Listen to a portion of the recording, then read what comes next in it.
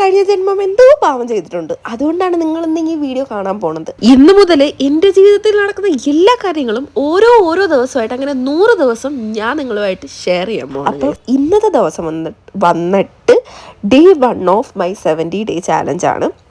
എന്താ തേങ്ങയാണോ എന്തോ കാട്ടാൻ പോണത്, വെറുതെ ഇരിപ്പാണ് ഗൈസ് എൻ്റെ പണി.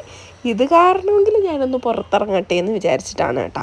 ഫസ്റ്റ് ഞാൻ കുറച്ച് നേരം ഓവർ തിങ്ക് ചെയ്യും, അത് നിർബന്ധ.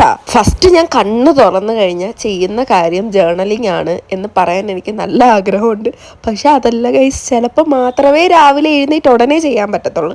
എന്തായാലും എല്ലാ ദിവസവും ഞാൻ ചെയ്യാറുണ്ട് കേട്ടോ ജേർണലിംഗ്. അത് കഴിഞ്ഞ് ഇന്നത്തെ PGയിലെ ഫുഡ് വന്നിട്ട് ദോശയും ചട്നിയും പിന്നെ വേറൊരു ചട്നിയുമാണ്. അടിപൊളിയായിരുന്നു ഗൈസ്.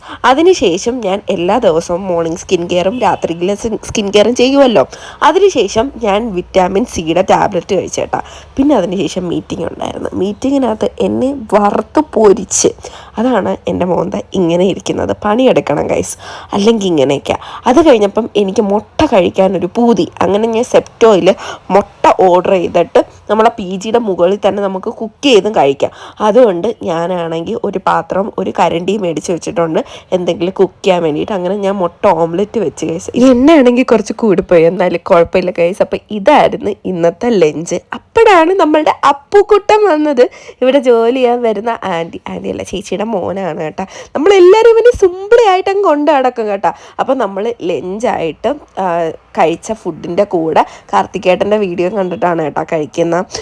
എനിക്ക് ഈ സമയത്ത് മാത്രമേ കാണാൻ പറ്റത്തുള്ളൂ ഗൈസ്. അങ്ങനെ ഞാൻ അതിനുശേഷം വർക്ക് ചെയ്ത് ഒരു 6:30 ആയപ്പം ഞാൻ ഈ ഒരു സുഖം, അതൊന്നും വേറെയാണ്.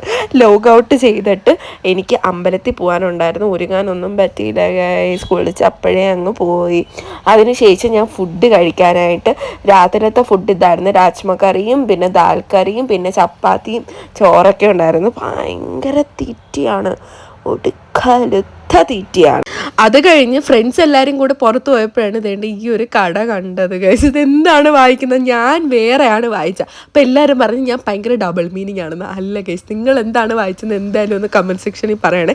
അതിനുശേഷം ഞങ്ങളെല്ലാവരും കൂടെ പോയി സാൻഡ്വിച്ച് കഴിച്ച് ഭയങ്കര തീറ്റിയാണ്. അപ്പോൾ ഇന്നത്തെ വീഡിയോ അത്രേ ഉള്ളൂ. ശരി, ബായ്.